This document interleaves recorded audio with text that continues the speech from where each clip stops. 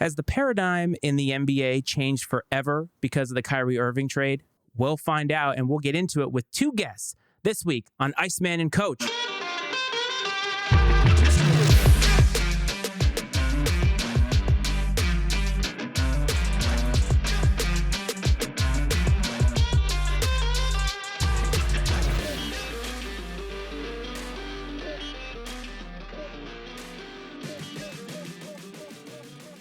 What's up, everyone? Welcome back to another episode of Iceman and Coach. We are Sans Coach this week. This is the second week he will be out. Don't worry, though. He will return next week. I have brought in two guests this week, but before we get into that, I want to shout out the Bradley Braves basketball team. Coach was at the game last night. They took home the Missouri Valley regular season conference title. He was very, very excited, was able to storm the field, storm the court, whatever. And he was a very, very happy man. So we'll be able to talk about that next week. However, this week, I want to get into the NBA. Now, since we've brought back Iceman and Coach, we've not really gotten into the NBA too often. And whenever I need some help, I always bring in the ringers. So I'm going to bring back Clev, who you've seen before, host of Political Football, and a newcomer to Iceman and Coach, PhD in basketball, Mr. Matt Humphreys. Gentlemen, welcome to Iceman and Coach this week. Yo, what's going on? Not too much. So you live in the great state of Florida with the great Governor Ron DeSantis. I know you're a very big fan of that. I'm sure he is a big NBA fan. He seems to be a big NIL fan.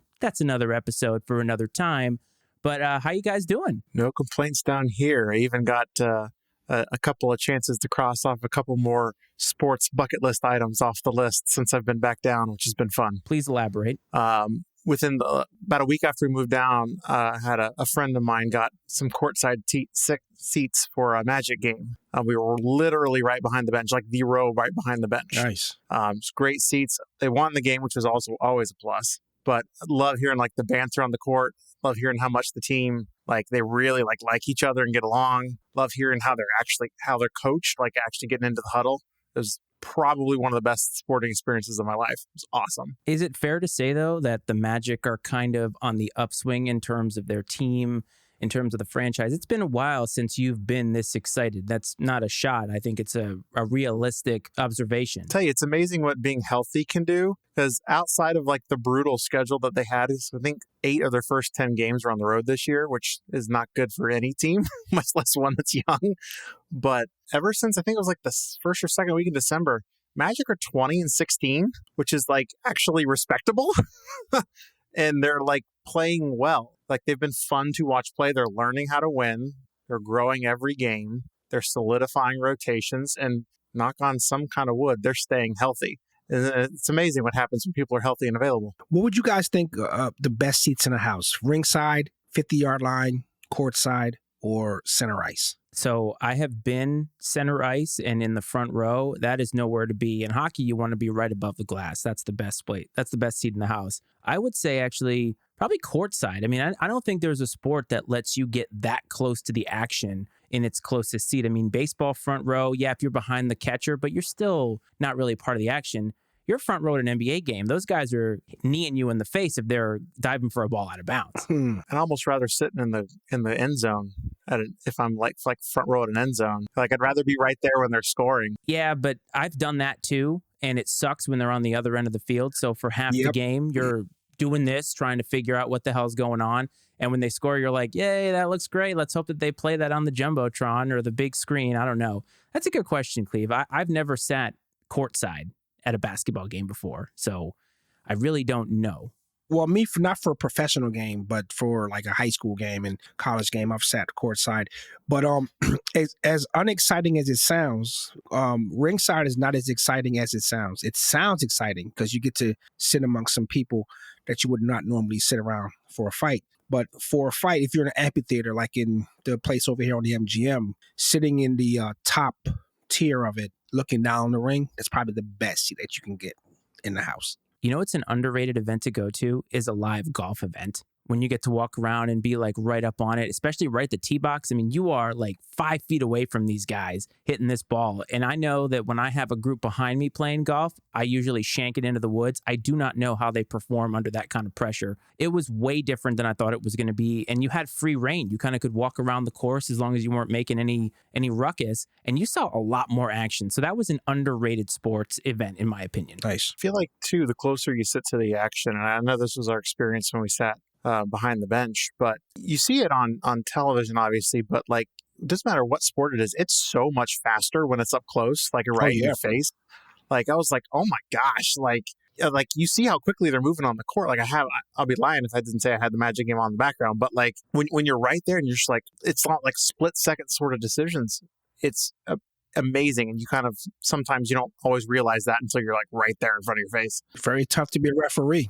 Very tough to be a referee. To call it in the spot. You also get an appreciation for how big these dudes are. Like the very first professional wrestling event I went to, I got a glimpse of what 6'10" looked like in real life. And when you're 8 years old, it's fucking massive.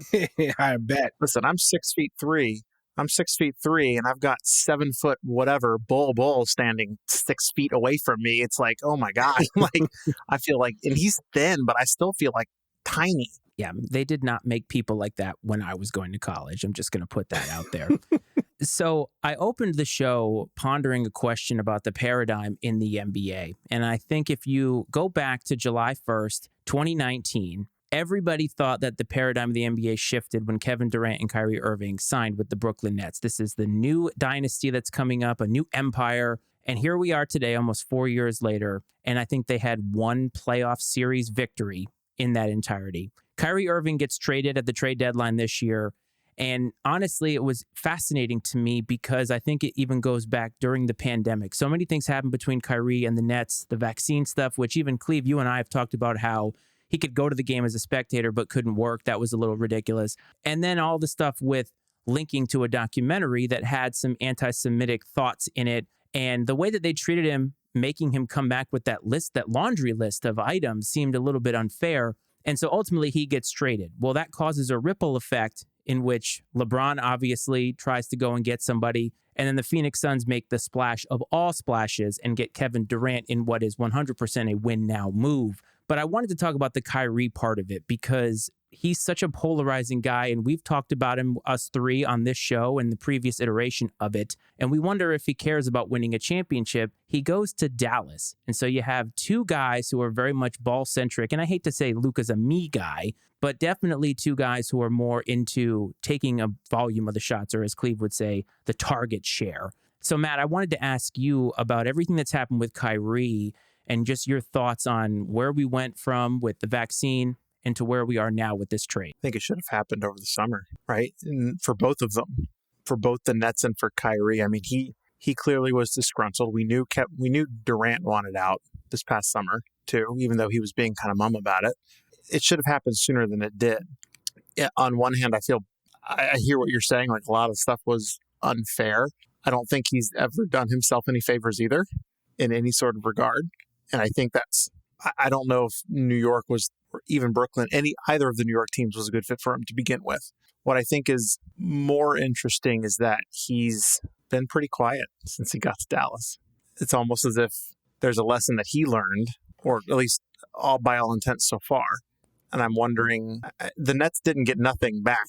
You know, they have actually pieces now still, but Kyrie's been pretty quiet since they got to Dallas. And I don't know if Dallas has improved. I didn't like the fit to begin with. I actually thought the Lakers were a better fit for him, to be honest. But he seems to be learning something, or at least at the minimum seems to be, we'll say, refreshed by a fresh start. Did you see the great stat that once he got traded, he and Luka were the only two teammates in the All-Star game or something like that? And I thought that's just ridiculous. But Cleve, you're a players guy. Now, you generally will tend to side with players. Now, you can be pro-management because you are in management in your real life, but you're definitely not a me guy. Correct. And Kyrie toes the line a little bit on me guy versus somebody who's just sort of eccentric compared to the rest of us, because it seems as if in the All-Star game, which we'll get to later, sort of shows that with the way that he covered up the Nike logo with homages to different tribes and so forth. He seems to just sort of be on a different personal journey a la Aaron Rodgers. But definitely when it comes down to his teammate ability, he seems to be more me guy. But I wanted to get your thoughts on it because I know you've been very vocal about you're not really a big fan. I'm not a big fan of Kyrie per se, the person. I think he's a hell of a ball player. I mean, undeniably, he's a gifted ball player. When it comes down to the Nets, the labor part of it, the working part of it, and this is kind of like what got kind of like lost in this whole thing with New York City. Once the pandemic was over or quasi over or whatever you want to call it, it was deemed that all the people that lost their jobs or got suspended or during that time, they were brought back. Most of them were brought back and they were kind of retro paid for the most part. He should have been a part of that because he did lose income, albeit he made a choice not to get vaccinated. But again, when it's a labor thing, he should have got compensated or whatever happened. The laundry list I didn't agree with. To make amends, he did what he should have. I don't know who was advising him, who was not advising him, but it is what it is. But when it comes down to, you have a obligation to the team that you play for, to the organization that you work for. These other players are showing up to play with you. This could have cost them in that year, cost them contention because he wasn't available. He wasn't able to be with the team on a night-to-night basis. But it was so silly, as you mentioned, Matt, that he can go to a game, but he can't he can't play in the game. Like, that was the dumbest part. It's ridiculous. Yeah. So when I look at it in a fishbowl, it wasn't a good fit. It was bound to go where it went. When we saw what happened with Harden, we kind of knew that the Nets, it's like their organization is kind of like, I don't know, I wouldn't say incompetent. It's kind of a strong word, but you got to make these three superstars work, right? You got three potential Hall of Famers. You know it's bad when James Harden talks about a lack of accountability on a squad when he called out Steve Nash for, and I don't mean that to throw him under the bus, but he's a guy who I think the narrative following him is that he is like the ultimate me guy, like the ultimate me guy. And for him to go to a team and be like, nah, I'm good, these people aren't accountable, that to me says something about what the culture was like.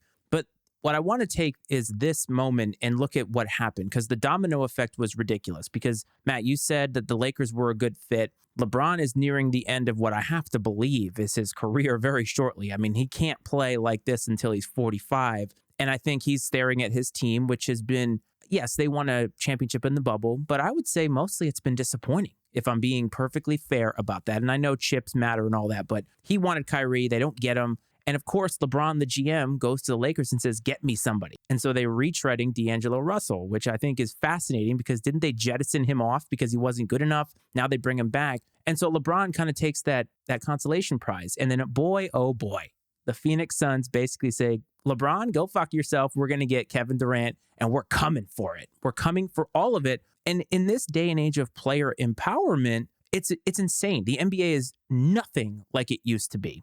Absolutely nothing like it used to be. And Matt, do you think that all of this is a good thing or a bad thing for the NBA? First off, I privately wonder how much the Phoenix Suns thing was as a KD thing as it was a brand new owner, I want to make a big move right now thing. Because Lord knows that brand new owners have a history of making super big splashes immediately. I mean, the guy literally bought the team and a week later, it's about a week, trades for Kevin Durant. I mean, says, go get him. and you're absolutely right. Right. And it is 1,000% a win now move. You have a 38-year-old point guard and a 35-year-old small forward, both of which are probably first ballot Hall of Famers, almost undoubtedly. Player empowerment is not a bad thing. I think that the poster child of it, funny enough, is LeBron. Like, I think LeBron has paved the way for everyone else to be able to do what they do. I think the only thing that I would ask for the players, because this is the flip side for them, and I don't think they do enough in this regard. I don't think they take accountability for the fact of when they want to make a move happen. Well, give me this. Well, that's not my fault if it didn't work, but that's what you wanted. Like, it goes both ways. You can have what you want.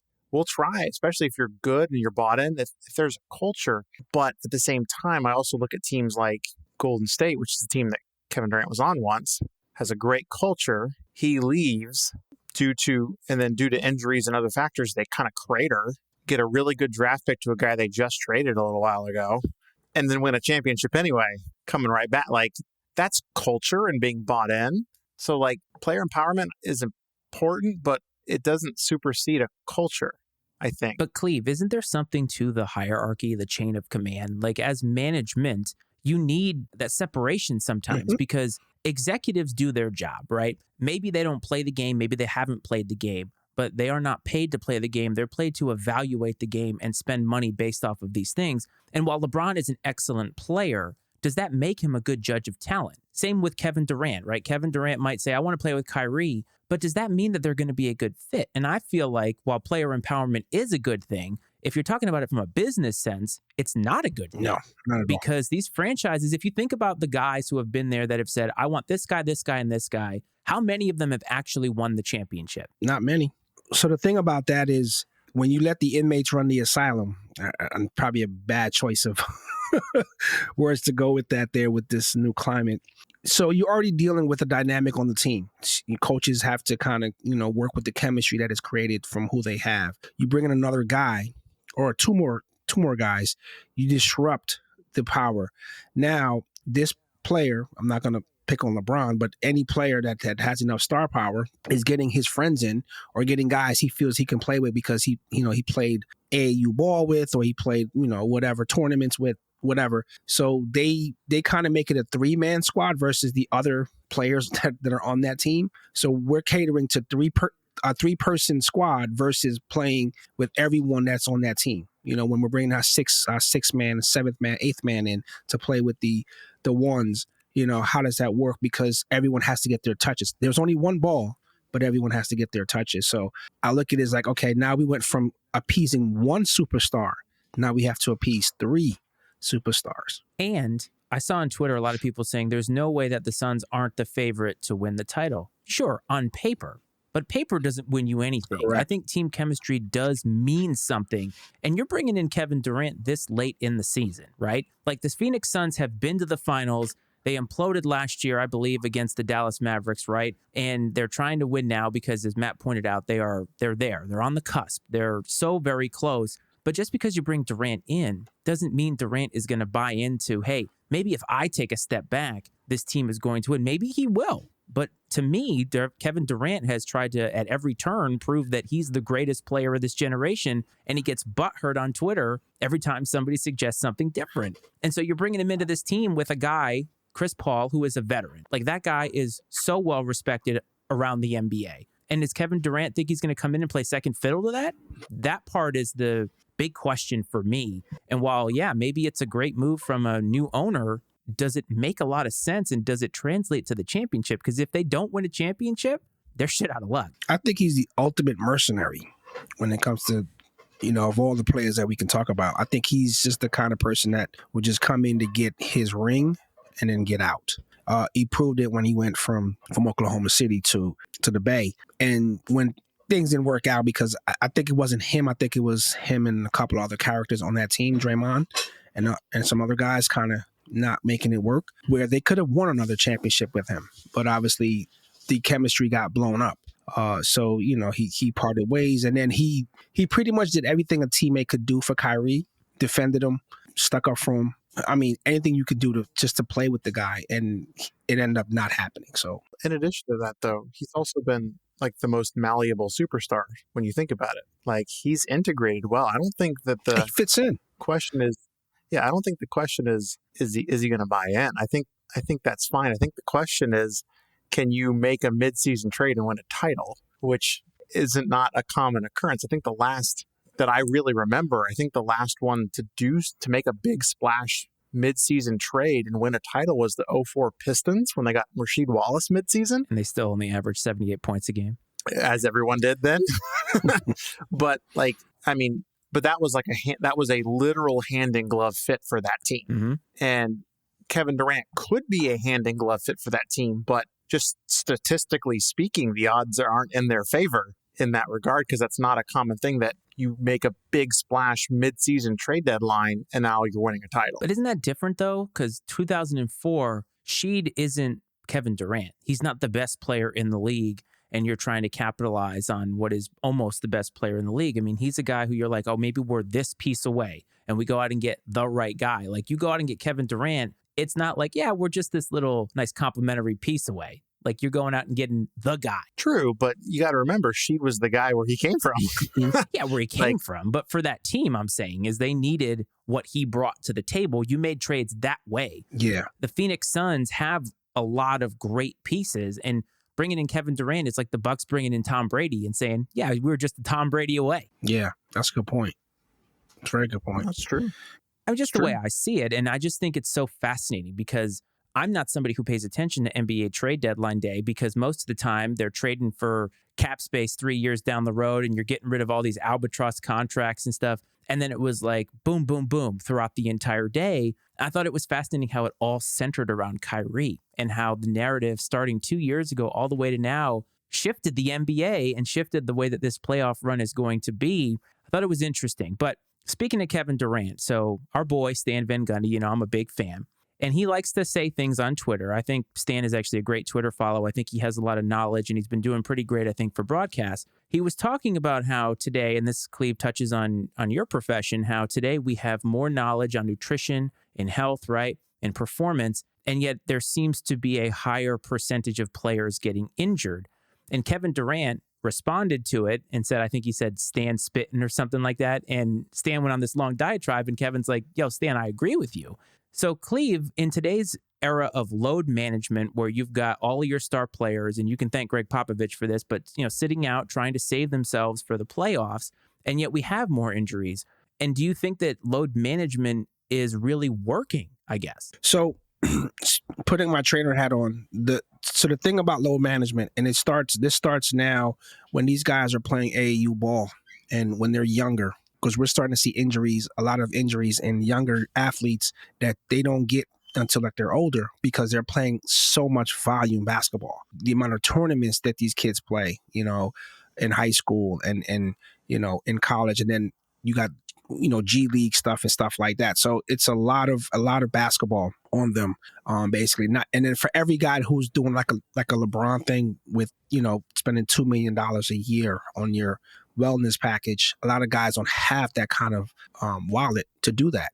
Genetics obviously plays a part in it, and the lifestyle that you live outside of basketball, like if you're a heavy drinker, if you party a lot, if you're not getting rest, all that stuff is encompassing. But keeping in the training realm, some of these guys I could probably guarantee are not prehabbing anything. Like they're not doing the stuff that you do to keep your body well tuned in the off season. Where these guys, it's like boxing, where these guys will walk around heavier in the off season, and unless they're playing some basketball like overseas or whatever, or they're playing some kind of tournament somewhere in France or whatever it is. So they're not giving themselves enough time to rest, and they're pushing harder because, again, like every sport, it's a win now league. It's like championship or bust. Which kind of like why you're in the game in the first place. Championships don't matter, Cleve. You know that.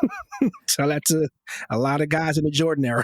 I feel like, though, to your point, Cleve, though, I feel like it's either too much or it's not enough. Correct. Right? Because you either have like it all the time, but then you have the opposite, to which like Anthony Davis, unfortunately, sometimes falls into, by all reports, where it's like, hey, I've done nothing over the summer, and then now I'm injured. You can't do nothing. Like Shaq was famous for that. Like my off season, I'm gonna live it up. I'm gonna party for it. He'd come back 30 pounds overweight, which is already a hefty weight to begin with, and then his knees would give out 5 games into the season. He'd miss a third of the season, and then he'd be fine. The rest have to play himself back into shape the rest of the way. But I think of like the greatest winner in basketball ever was Bill Russell. Bill Russell didn't pick up a ball at all over the course of a summer. Never did. He was famous for that, but he kept himself in shape. So he took off half of his workload by not playing basketball, but while keeping himself in shape. So it's almost like when you think of when I think of load management, I think of like that. Unless there's something like that keeps someone playing off of a long time, right? Let's like Anthony Davis, for example, and I feel bad to keep picking on him. I'm not trying to pick on him, but like if he has a history of injuries, which he does, maybe load management is, hey, I'm going to play you 30 minutes this night and 20 minutes this night, then 30 minutes this night, and then 20 minutes this night. Maybe it's something like that versus I'm going to play you there versus not play you at all. Mm-hmm. Like unless they're coming back from a major injury, which the Magic are doing with Jonathan Isaac, who came back from a 2-year injury, back-to-back major leg injury stint. He's playing 10 to 12 minutes a game and he doesn't play back-to-backs because they're easing him back into playing shape. Understandable when the guy's missed 2 calendar years worth of basketball. Load management, I think, is more to what you're talking about of like, it's how people manage their personal lives and how they manage like that rest schedule. It's a whole thing. It's everything. It's not the heavy drinking in the off season. Like these guys are partying, and I get it. You're a multimillionaire. Season is over. You're gonna party. You kind of touched on it though. Wouldn't you think that comes more from like the pre-NBA levels, like the AAU levels in the college, and I'm trying to get in, so I'm gonna work myself to death to try and get in. Now that I'm in, oh crap, I have to stay in. Do you think it's more to that though? So I'm gonna pick on Zion for a second. One of the things that we noticed with Zion when he played for Duke and even in high school, his landing mechanics were really off for someone his size.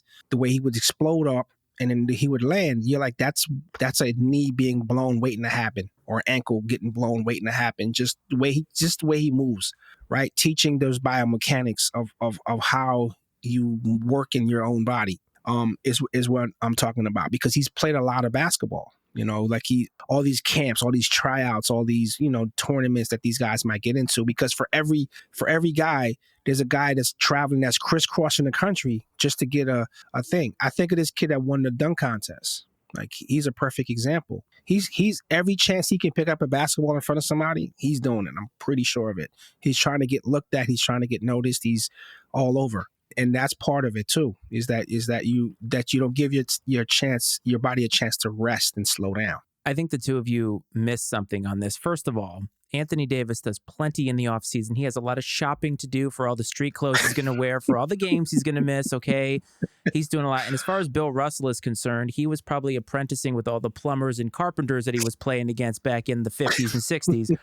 So I think that they were doing plenty in the off season. But I guess when I think about all of this, I think it is an all-encompassing thing, Cleve. And I think you're 100% right about this. But I also think from a basketball perspective, and hell, even a business perspective, that the all or nothing nature of load management, where you talk about ticket holders, and I know that we have talked about how players don't owe the fans anything and all of that kind of thing. But if you're talking about Anthony Davis playing 30 minutes one game and 20 the next, or all 40 and then nothing the next game, to me, that feels too all or nothing. It doesn't feel like it's doing him any favors, because is taking a full game off really doing anything for him, and really getting down to the personal reasons as to why he always seems to get hurt? And Cleve, I want to know from you is, where's the disconnect between these players and these trainers? And can we actually expect pro athletes to put that kind of, I guess, discipline in their everyday life? I mean, yeah, not everybody's going to do it, but why doesn't there seem to be some consistency in this, in that there are players who, like Zion, for instance,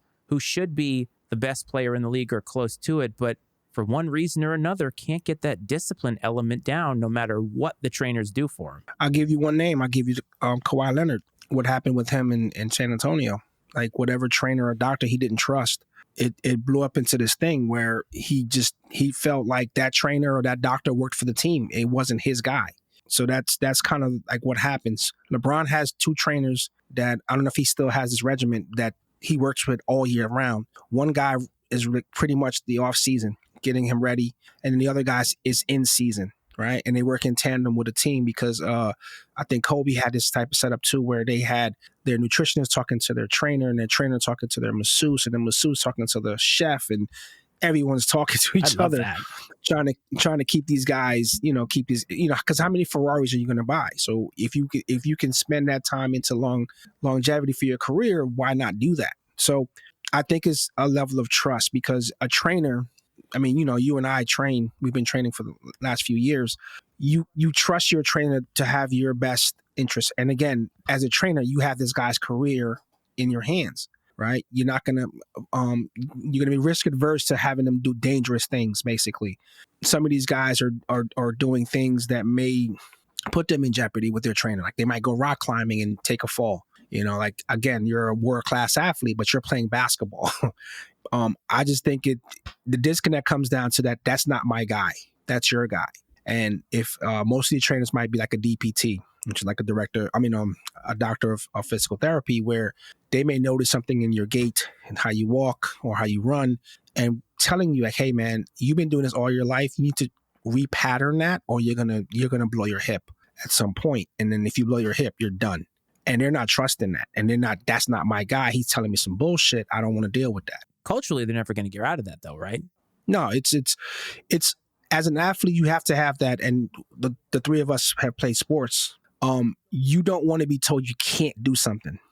You don't want to be told that. Like, you don't want to be told you can't make that shot. You can't run that distance. You can't take that punch, whatever, and you kind of feel like, no, I think I can. If I will myself, put my mind to it, I can do it. I think the trainer, have you guys ever like said like, oh, I'm fast? No. Right? Someone takes you out on the track. Not. Someone takes you out on the track. Someone takes you out on the track and they clock you and say, Matt, this is what you run, right? Now you're limited. Like, now you're like, oh my God, I'm not fast because I thought I was a sub 4 guy. And now you're a hard, like you're in the 7s, and you kind of feel like someone's taking something from you.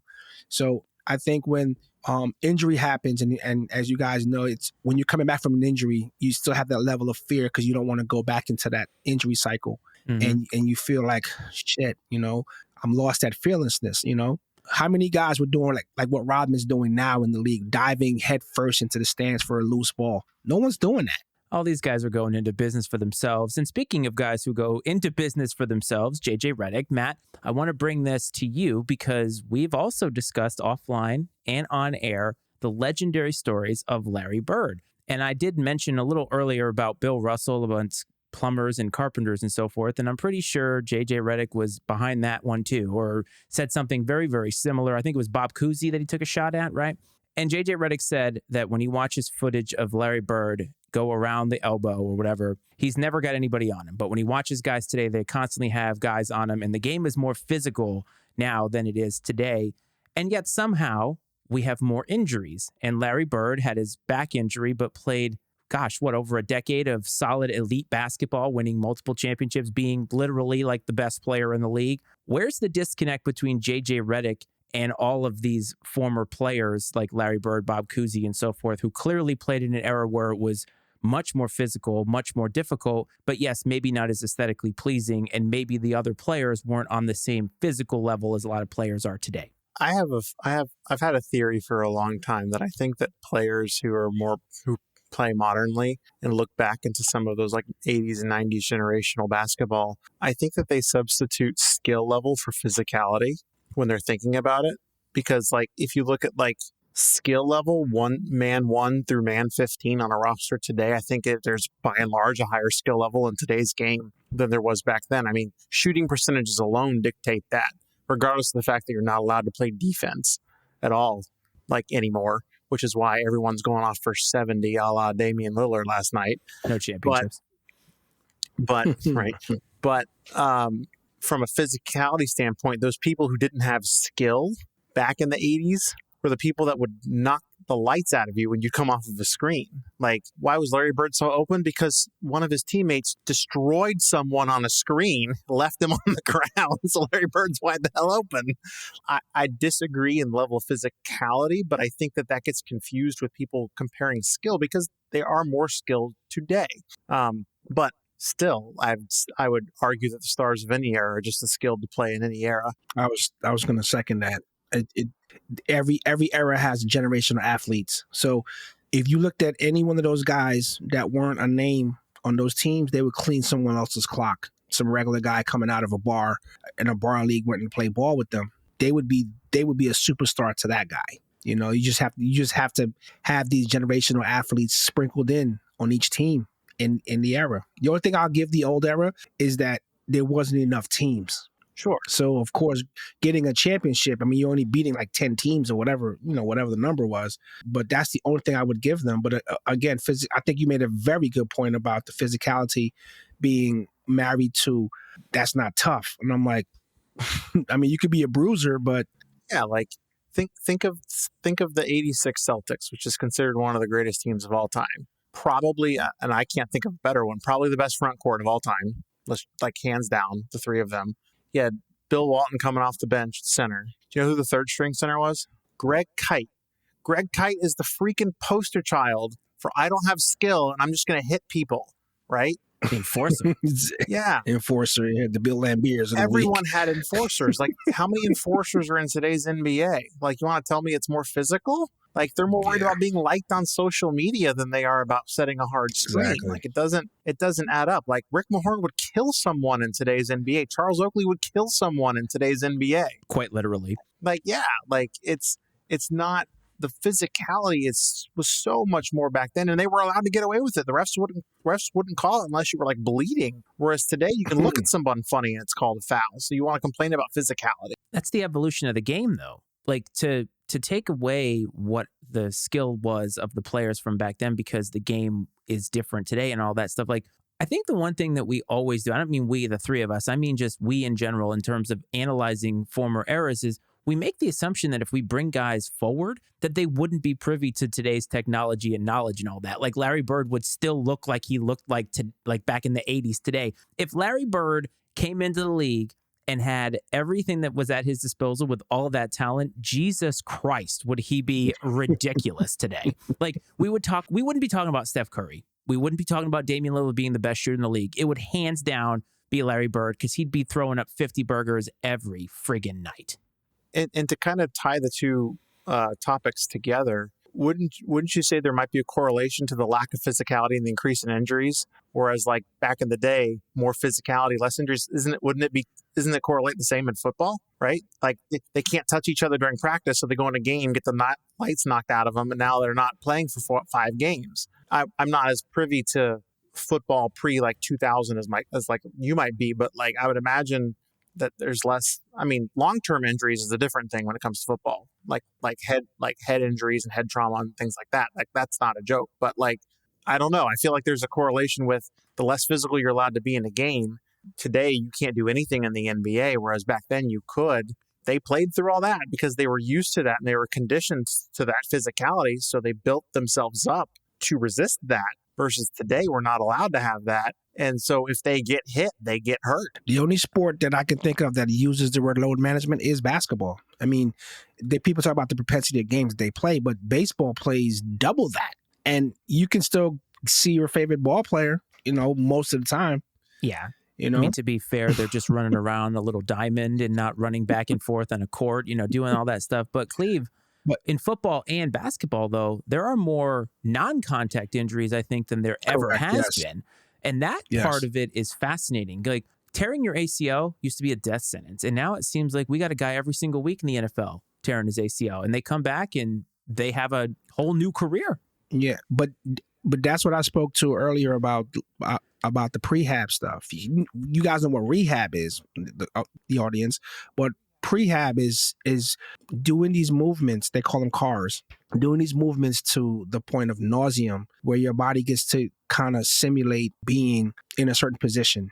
So when your body, because there's no script of how you're going to run and take a elbow, whatever it is, it just happens. But if you're moving the right way, your body gets used to moving the right way to absorb that.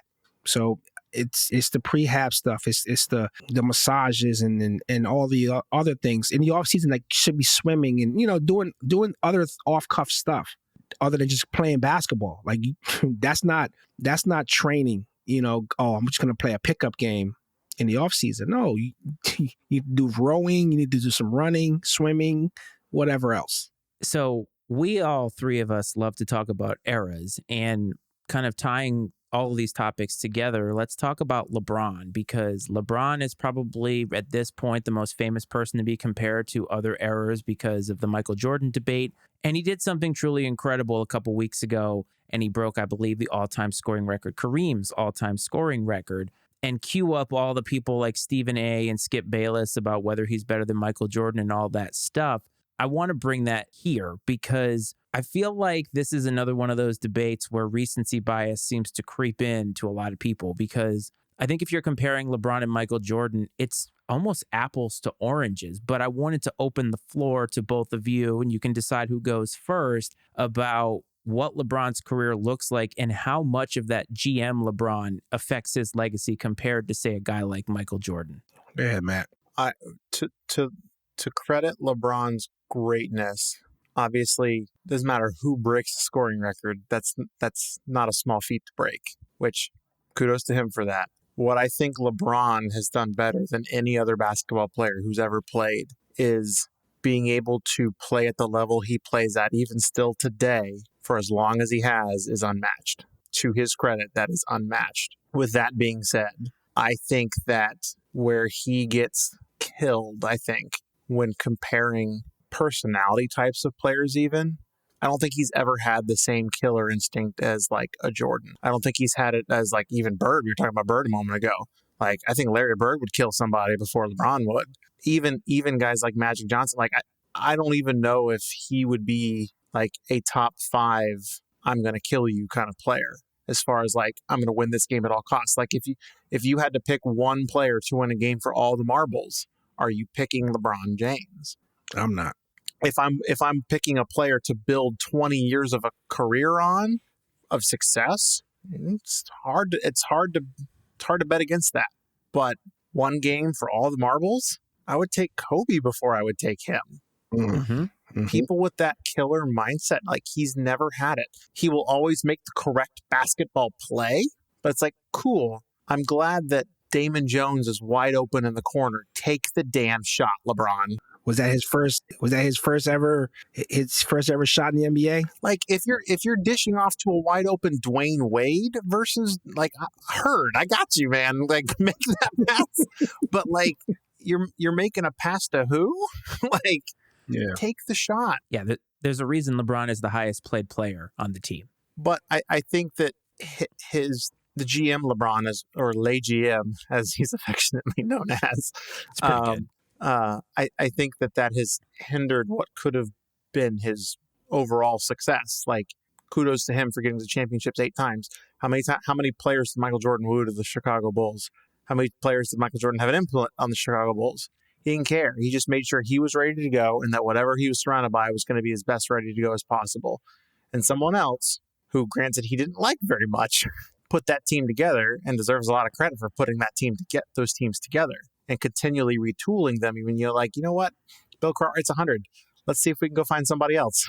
Like, even when it was that, and it was always forward thinking, even if it pissed off MJ and co. Cleve, is it fair to say, maybe this is too much of an indictment on LeBron, but I almost see Le GM kind of like Jerry Jones, where he almost wants to prove that he can do it himself, when perhaps that stubbornness is getting in the way of true progress. But also, Matt mentioned earlier that players want to be more liked on social media. The list of other ventures that LeBron is a part of is so vast compared to his basketball career. When all is said and done, I would say probably his basketball revenue and profit will be less than some of his other ventures. And players back then didn't have all that. I know Michael Jordan has Jordan Brand and all that stuff, but that wasn't widespread across the league. I mean, LeBron, isn't he trying to get like an Oscar to be like Kobe, right? All that kind of stuff. Mm-hmm. And while championships matter, though, does LeBron really care about basketball in the same singular way that players had to, like Michael Jordan back in the day? Is that unfair to say that? I don't know. So that marries to the point of what the professor just said. The killer win it all or nothing while I'm out here gladiator mentality, he doesn't have. And he has what you're talking about. Basketball to him is a conduit of everything that he is. It's giving him the opportunity to be in certain orbits, right? When other guys felt like, Michael Jordan felt like, if I didn't win, they don't love me. I gotta win. I gotta be like every celebrity that has a Jordan story, like how Mike Tyson has his stories when people hang out with Mike. They talk about his everything is a contest for him. Playing cards on the plane, like he's gotta win. He's playing checkers. This fucking guy's gotta win. He never turns it off. And that might be going back to Tom Brady. Being where he was picked, having that massive chip on your shoulder. Jordan getting cut in high school and waited to his Hall of Fame speech to take a giant crap over everyone that was ever involved in him being who he is. But going down, I guess the original question when you asked Matt, to me, incredible feat, the scoring time. I never thought it would be done in this lifetime because it just felt like so far away. But again, Jordan didn't play as long. but has more accolades in a shorter time. It's what I say about O.J. Simpson being the original 2,000-yard rusher because he did it in 4 lesser games than most people have. So I just look at it as that. Scoring titles doesn't make you the greatest player ever. It just meant you can score. There's also a lot of awkwardness with him and Anthony Davis and them celebrating LeBron, but then the team losing, and the Lakers have sort of been middling in mediocrity. No, and again, we've all been teammates of something, and it's just like it's a moment. He has his moment. They stop the game, and it is what it is. But then, does he play like the next night? No. He's like, so you had enough to get to 38 for tonight, but tomorrow, no, we need you tomorrow night because we're still trying to win. We're still trying to win our conference. He does that thing that you do. I did my part, folks. Just broke this all-time scoring record. But I will say, I thought that Kareem was extremely graceful in all of that. And that shows just players aren't built that way anymore. And I thought it was amazing, the article that he was attributed to that I believe he wrote, just talking about passing the torch and having that. And for Kareem to still be alive, even to witness this, right? Like, it's amazing to have those two players involved. But I was just impressed. But again, Kareem has more championships than him, right? I agree. More MVPs. And more MVPs, yeah. So for Kareem to just sort of graciously pass it to him and let LeBron have that moment, Michael Jordan wouldn't have even shown up. True. You're probably right. True. No fucking way. There's just no way. Also, Cleve, you said if I don't play well, they're not going to love me. If they don't love me, I'm fucking coming for them. That's Michael Jordan. Exactly. And Kareem also didn't care if he was loved as a player. No. Like, he was notoriously anti against the media because he felt that they were biased in writing some sort of narrative. Yeah. Let's also not forget that Kareem played 3 years of college in which he took a dump all over everyone in the NCAA for 3 years. My God. And if he'd come out early, he probably would have had about another 6,000 points. They made a no dunking rule, right? It was like he couldn't dunk. They made Because a of no him. dunking rule. That's incredible. You can't dunk for 3 years. You can't dunk in this in this. And again, credit to LeBron for his longevity and playing at a higher level at this point in his career than anyone else probably has. But that also ties in a little bit to the player empowerment too, of hey, it's great that you're doing all this stuff, but it's like you're getting everything you want. But when you don't win, it's not your fault.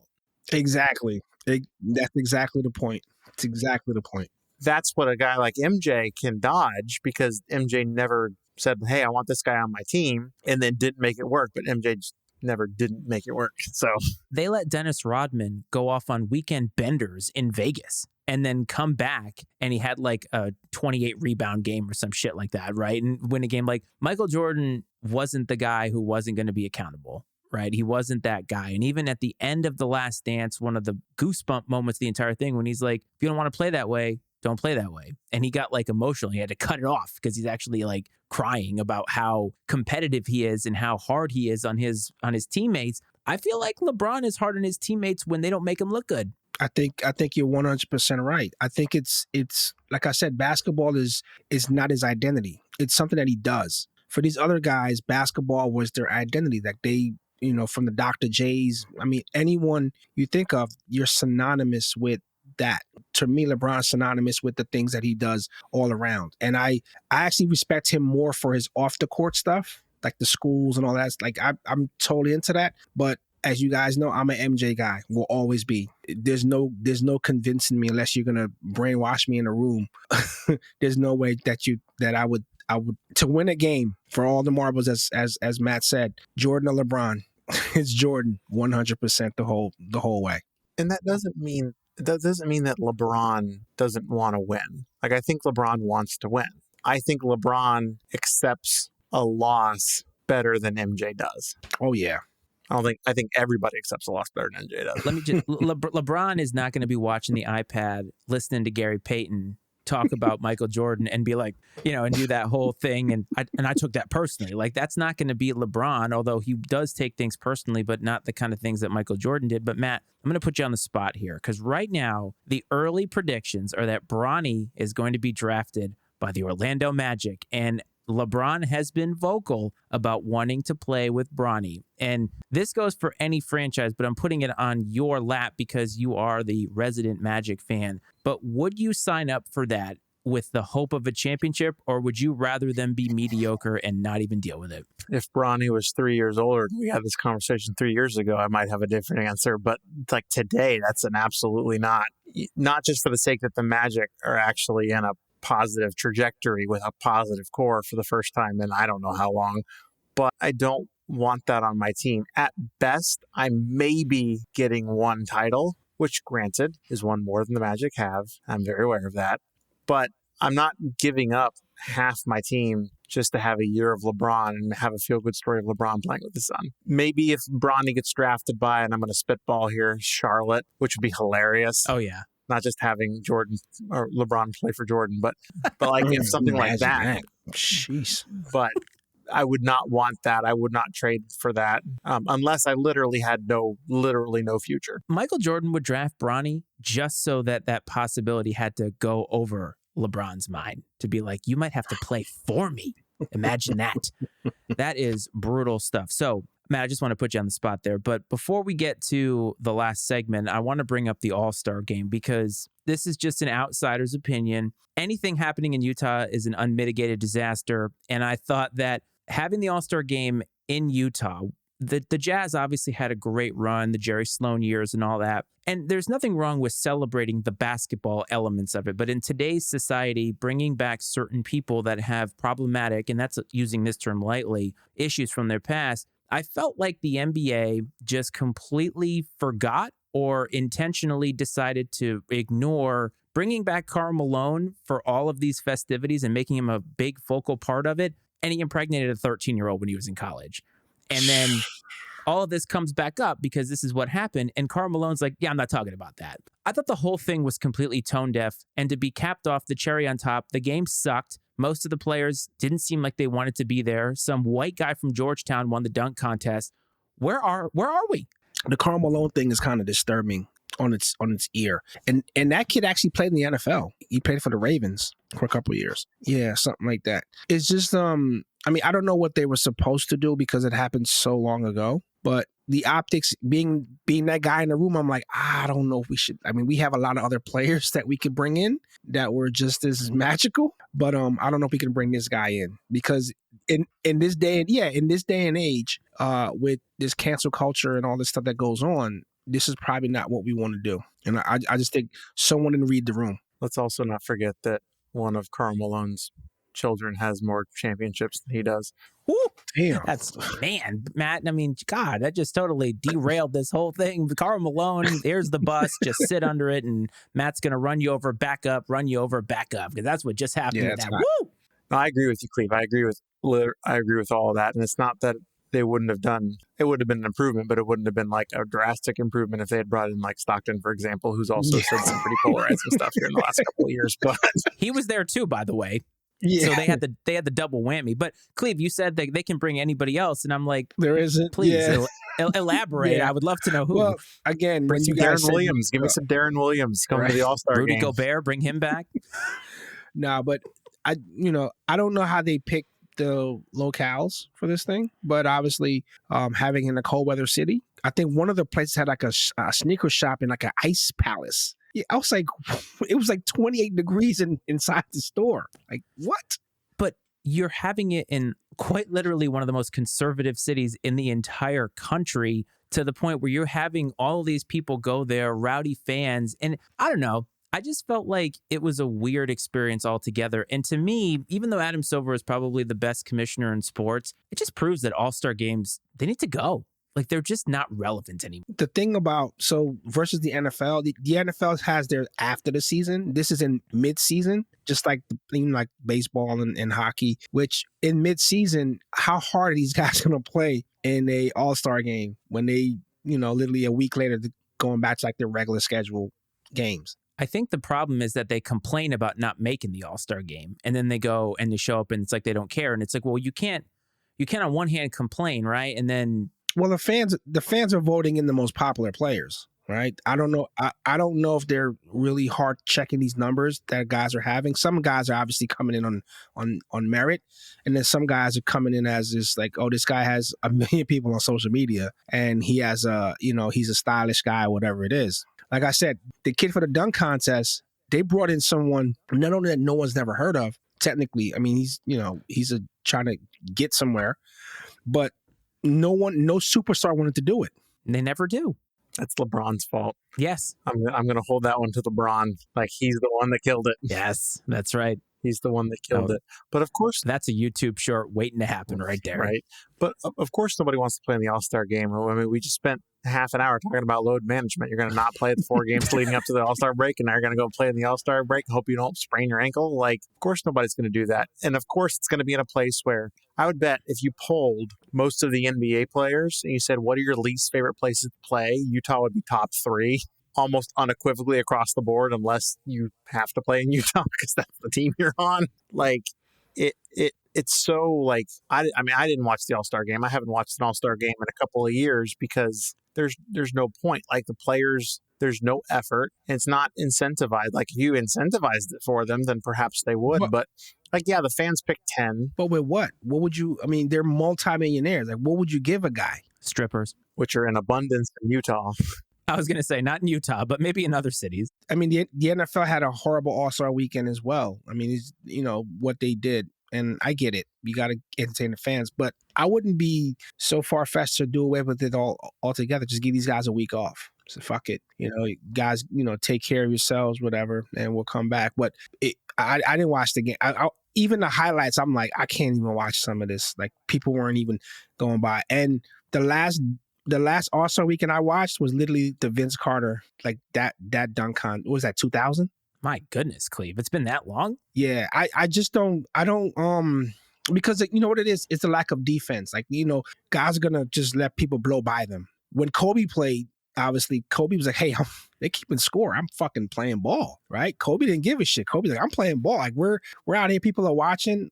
I'm playing ball. You guys can fuck around if you want. Those All-Star games in the 90s, man, they were like a regular season game. Yeah. They were not messing around, okay? Like, and that's in all other sports too, baseball included, where players actually played. And maybe it's just speaking to the change in personalities and the way that we value, like you said, load management and other things. But I don't know. Maybe I'm getting older. I did just turn 40 last week, and it's like, man, what changed so quickly? I remember loving All-Star games because it felt like the players thought that it mattered, and therefore it mattered to the fans. And I watched the highlights and thought, nobody gives a crap. Nobody gives a crap. And so I guess if you're going to have something where nobody gives a crap, have it in a place that nobody gives a crap about. Sorry, Salt Lake City, but have it in a place like Utah, because why not, right? Like, just make the most boring game in the most boring place and make it the most boring weekend of all time. But you know what, guys?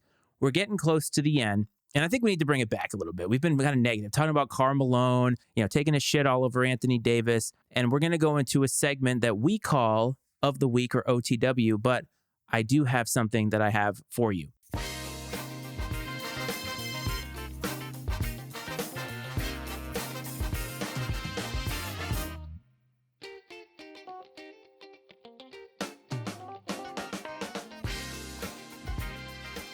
So always, every single week, we do what's called Iceman Stat of the Week. The Iceman being me, and usually we have Coach's Pick of the Week, but because Coach is not here, we're only going to have Iceman Stat of the Week. So we've been talking all about basketball. So of course, my Stat of the Week is going to be a baseball Stat of the Week, but this is too good not to bring up. And actually, it segues perfectly because we talked about the All-Star game. And do you both remember Pete Rose taking out the catcher at an All-Star game? Mm-hmm. And that's the way that they used to play it. So Pete Rose, probably synonymous with being the best hitter, one of the best hitters of all time, at least in Major League history. Also, Tony Gwynn is in that same category. And I saw this stat and it tickles me because Tony Gwynn's stats are amazing. So if Pete Rose made a return to baseball and had 750 at-bats and got a hit in all 750 of those at-bats, Tony Gwynn would still have a higher career batting average than Pete Rose.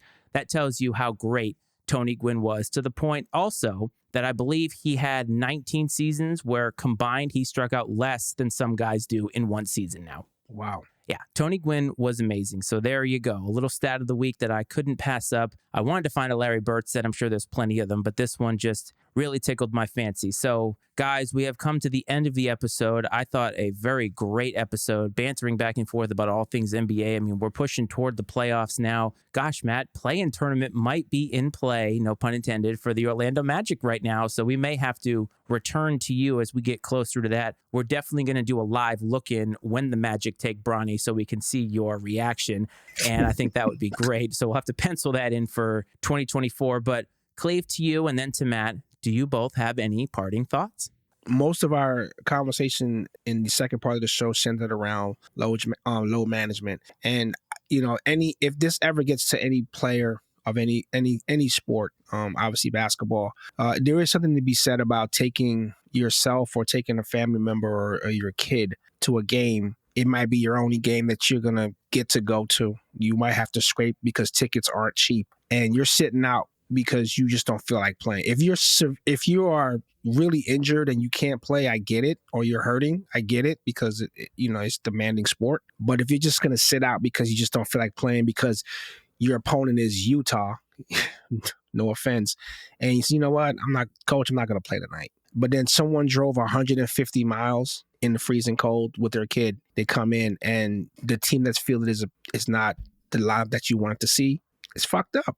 Kobe said it best. Kobe's like, they're watching. Fans are here to see me play, man. He had a dislocated finger and he popped it back in and played the game because he felt like, the fans paid money to see me play. I'm playing. Enough said. I was wondering where you're going to go with that. And then I thought you were going to say, but my opinion is not those of the Matty Ice Media Network, but instead you went, think about the kids. I didn't actually expect you to go that route. Yeah, nah. It just, I'm trying to think of anything that I've gone to and just got like a big letdown. I'm like, wow, this sucks. I believe Matt has a story. Didn't you get load managed by Greg Popovich at a Magic game? I actually didn't. Greg Popovich had me good the one time I actually got to see them in person. But I will say this, thinking about Damian Lillard's 71 the other night, literally last night, had me thinking of because there's not been a lot of 70-point games. We've had 2 this season. We had Lillard's last night and Donovan Mitchell's earlier in the year. There have been 13 70-point plus games in the history of the NBA since 1946 to the present. Wow. And 2 of them have occurred this year. So if you want the state of defense in the NBA and the rules regarding defense in the NBA, here you go. It should also be noted that Wilt Chamberlain holds 6 of those 13 70-plus point games. I was actually going to say, Wilt's got to have a good percentage of those. That's half almost. Just about, yeah.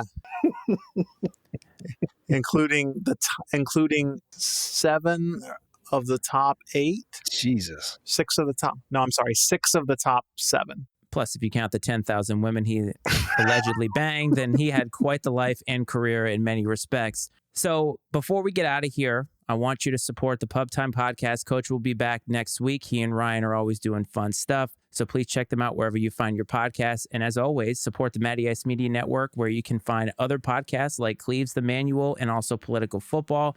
MattyIceMedia.com is the place to do that. If you are listening on Apple and Spotify, please click that follow button. Give us a couple stars. I'd actually prefer you give 1 instead of 0. Don't be that guy. Say something. And if you're watching on YouTube, like, subscribe, all that good shit. I hope that this finds everybody well and safe. Gentlemen, I want to thank you for your time. And as always, this is Iceman and Coach.